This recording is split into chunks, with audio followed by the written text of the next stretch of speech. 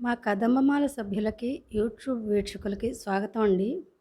మీతో కాసేపు కదంబమాల కబుర్లు. తర్వాత గురునాథం వస్తాడండి. కదంబమాల చెప్పే కబుర్లు వినండి, పాటలు వినండి, కథలు వినండి. దయచేసి సబ్స్క్రైబ్ చేయండి, ప్రోత్సహించండి, చిరంజీవుల్ని ఆశీర్వదించండి. ఇకపోతే వేసవికాలం వచ్చేసిందండి. పిల్లలకి హాఫ్ డే స్కూల్స్. అదే నేను అచ్చ తెలుగులో మాట్లాడతానండి, మీరేమన్నా అనుకోండి. ఒంటి పూట బళ్ళు.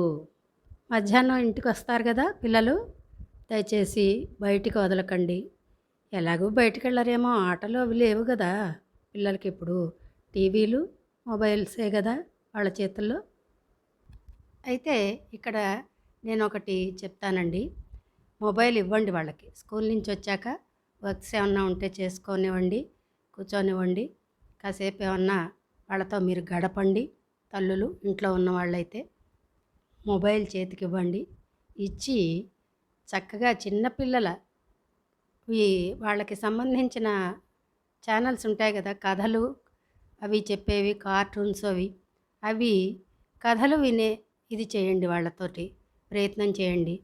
లేదా ఇంకేదైనా మంచి పనికొచ్చేవి, మంచి సంగీతం వినిపించే ప్రయత్నం చేయండి.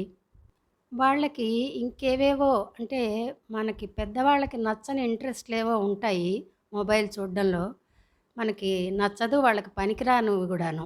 ఎందుకంటే మంచి ఎంత ఉందో చెడు అంతకంటే ఎక్కువ ఉంది కదా సోషల్ మీడియాలో. కాబట్టి వాళ్ళని నెమ్మదిగా కొంచెం సహనంగా మళ్ళించి, మంచి ఉదాహరణకి చెప్తున్నాను, మంచి సంగీతం వినిపించే ప్రయత్నం చేయండి. వాళ్ళకి నచ్చదు ముందు, వాళ్ళు విముఖంగానే ఉంటారు. కానీ మీరు ఓపికగా కొంత టైము మధ్యాహ్నాలు వాళ్ళతో స్పెండ్ చేసి బలవంతంగా వినిపించండి. బలవంతంగా వినిపిస్తే ఒక 4-5 రోజులు, లేదా వారం రోజులు, 10 రోజులు. కాబట్టి మంచి విషయం అయితే ఇంకాస్త ఎక్కువ రోజులు స్పెండ్ చేయాల్సి వచ్చినా వాళ్ళతోటి ఆ గడిపి అది వాళ్ళ చెవున వేసి, లేదా మంచి విషయాలు ఏమన్నా చూసేటట్టుగా చేసి వాళ్ళతో ఆ పని చేయించారంటే కొన్నాళ్ళు వాళ్ళ వెంట పడితే ఆ తర్వాత వాళ్ళకే ఆ రుచి తెలుస్తుంది. మనం వద్దన్నా అదే వింటారు, అలాంటివే చూస్తారు. మంచి విషయమే కాబట్టి కొంచెం ఆ విషయంలో కఠినంగా ఉండండి, బలవంతం చేయండి. బలవంతం చేయమన్నాను కదా అని మరీ వాళ్ళకి విరక్తి పుట్టేలా కాకుండా కొంతసేపు ఆ విషయాన్ని వినిపించడమో చూపించడమో చేసి తర్వాత వాళ్ళ ఇష్టానికి వదిలేయండి. అలా వాళ్ళకి ఇంట్రెస్ట్ పుట్టాక, ఏ విషయంలో అయితే వాళ్ళకి ఇంట్రెస్ట్ కలిగిందో, సెలవులు వస్తున్నాయి కదండి, ఆ సెలవుల్లో కాస్త దాని మీద మీరు కూడా దృష్టి పెట్టి దాన్ని వాళ్ళు ఆచరించేటట్టుగా లేదా నేర్చుకునేటట్టుగా ప్రయత్నం చేయండి. ప్రయత్నం చేశాకండి సెలవులు అయిపోతాయి, తర్వాత స్కూల్ తీస్తారు, మళ్ళీ రొటీన్ మామూలుగానే. దాన్ని అలా వదిలేయకండి.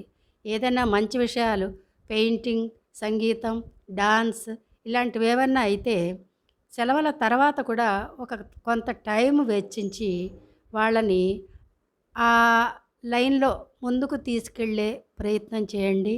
మంచి విషయాలు నేర్పండి. వాళ్ళు నేర్చుకోవడానికి కొంచెం గట్టిగానే దోహదం చేయండి. ఈ విషయాలన్నీ మీలో చాలామందికి తెలుసండి. తెలిసినప్పటికీ కూడా ఒక మంచి విషయాన్ని మళ్ళీ మళ్ళీ మీతో షేర్ చేసుకోవడం తప్పులేదు కాబట్టి ఈ కదంబమాల కబుర్లలో చెప్పాను. ఎన్నో మాట్లాడాలి అని అనుకున్న నిమిషాలు చూడండి ఎలా గడిచిపోతున్నాయో. మరీ ఎక్కువ బోర్ కొట్టడం కూడా మంచిది కాదు కదా. ఇంకిప్పుడు మన గురునాథం వస్తాడు చూడండి. ఆ చిరంజీవిని కూడా ప్రోత్సహించి ఆశీర్వదిస్తారు కదూ. Please like, share and subscribe. ఇది కూడా అచ్చ తెలుగులో చెప్పచ్చు కానీ చెప్తే అర్థం కాదు కదండి. అందుకని కొన్నిటికి పదాలు ఇలా వాడక తప్పదు. మరి వెళదామా గురునాథం దగ్గరికి? ఏమిటి ఆలోచిస్తున్నారు? ఆ ఏముంది, మీ ఆడాళ్ళ మాటలు అసలు విననేకూడదు. ఆ ఎప్పుడు విన్నారు గనకనా నా మాట? ఇంతకీ ఏమైందో చెప్పండి. ఇందాక నేను బజార్ నుంచి వస్తుంటే వెనకింటి వెంకటలక్ష్మి గారు ఎదురయ్యారు. ఆవిడ్ని చూడగానే నువ్వన్న మాట గుర్తొచ్చింది. ఇరుగు పొరుగు అన్నాక అందరితో మాట మంచి బాగుండాలని అంటూ ఉంటావుగా. అవును. అయితే ఏమైంది ఇప్పుడు? అదే నువ్వు మొన్న చెప్పావుగా, మన ఇంటికొచ్చి తోడు కావాలని అడిగి తీసుకెళ్ళిందని. అవును.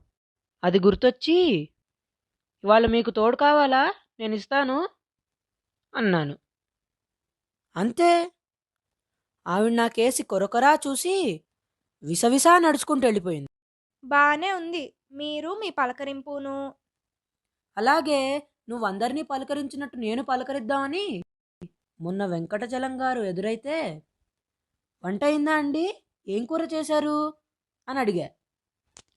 ఆయన నా కేసి విసుగ్గా చూసుకుంటూ ముందుకెళ్ళిపోయాడు, సమాధానం చెప్పకుండా. అందుకే అస్సలు నీ మాట వినకూడదు. ఇదిగో ఇంకో విషయం. అలాగే మా ఫ్రెండ్ పరంధామయ్య వాళ్ళ మేనకోడల్ని వెంట పెట్టుకొని బజార్ వెళ్తూ నాకు కనిపించాడు. అమ్మాయిని నాకు పరిచయం చేస్తుంటే పెళ్ళయిందా అని అడిగాను. కాలేదందా అమ్మాయి. పిల్లలెందరూ అని అడిగా. అప్పటినుంచా పరంధామయ్య గాడు కూడా ఎందుకనో నన్ను చూసి తప్పుకొని తప్పుకొని పోతున్నాడు. ఆ పరంధామయ్య గారు మంచివారు కాబట్టి తప్పుకొని వెళ్ళిపోతున్నారు. ఇంకొకళ్ళైతే మీ పనయ్యేది. చాలేండిగా మీరు మీ పలకరింపును.